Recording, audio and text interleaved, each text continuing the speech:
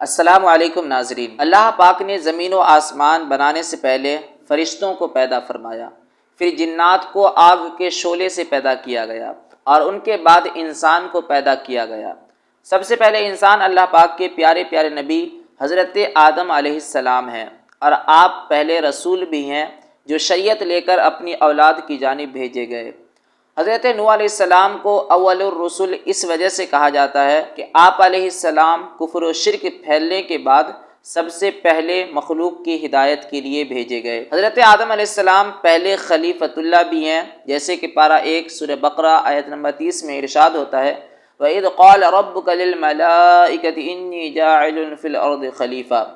اور یاد کرو جب تمہارے رب نے فرشتوں سے فرمایا میں زمین میں اپنا نائب بنانے والا ہوں۔ اس آیت کی تفسیر میں ہے کہ خلیفہ اسے کہتے ہیں جو احکامات جاری کرنے اور دیگر اختیارات میں اصل کا نائب ہوتا ہے۔ اگرچہ تمام انبیاء علیہم السلام اللہ پاک کے خلیفہ ہیں، لیکن یہاں خلیفہ سے حضرت آدم علیہ السلام مراد ہے، اور فرشتوں کو حضرت آدم علیہ السلام کی خلافت کی خبر اس لیے دی گئی کہ وہ ان کے خلیفہ بنائے جانے کی حکمت کو معلوم کریں، اور ان پر خلیفہ کی عظمت و شان ظاہر ہو کہ ان کو پیدائش سے پہلے ہی خلیفہ کا لقب عطا کر دیا گیا،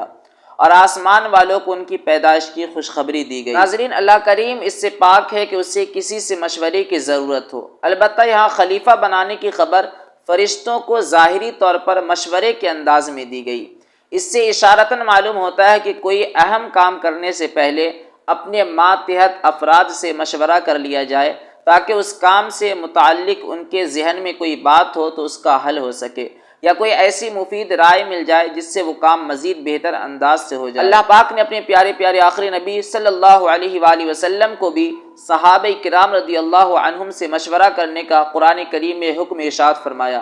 بے شک اللہ پاک فرشتوں اور حضور صلی اللہ علیہ وآلہ وسلم کو اپنے اصحاب سے مشورہ کرنے کی حاجت نہیں ہے، لیکن مشورہ کرنے کا فرمانا تعلیم امت کے لیے ہے تاکہ امت بھی اس سنت پر عمل کرے۔ حضرت عبداللہ بن عباس رضی اللہ تعالی عنہما سے روایت ہے کہ جب یہ آیت نازل ہوئی وَشَاوِرْهُمْ فِي الْأَمْرِ،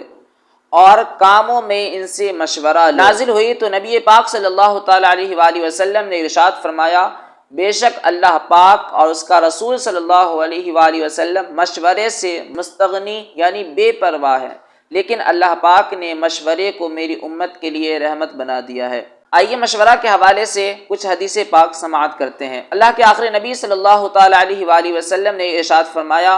جو شخص کسی کام کا ارادہ کرے اور اس میں کسی مسلمان شخص سے مشورہ کرے، اللہ پاک اسے درست کام کی ہدایت دے دیتا ہے۔ ایک اور جگہ اللہ کے رسول صلی اللہ علیہ وآلہ وسلم فرماتے ہیں جس نے مشورہ کیا وہ نادم یعنی شرمندہ نہیں ہوگا،